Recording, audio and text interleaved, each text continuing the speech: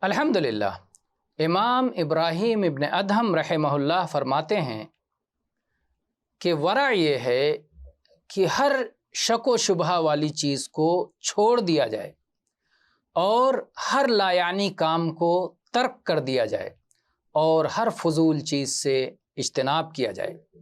اسحاق ابن خلف رحمہ اللہ فرماتے ہیں کہ بات چیت میں ورع اختیار کرنا، تقوی اور پرہیزگاری اختیار کرنا، سونے اور چاندی میں ورع اور تقوی اختیار کرنے سے زیادہ شدید ہے، زیادہ سخت اور گراں ہے۔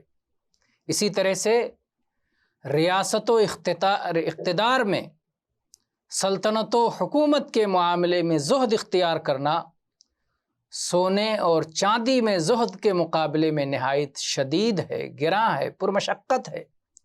کیوں؟ اس لیے کہ لوگ ریاست و اقتدار کی تلاش میں تو کتنا سونا چاندی خرچ کر ڈالتے ہیں۔ واللہ تعالی عالم، والحمد للہ رب العالمین۔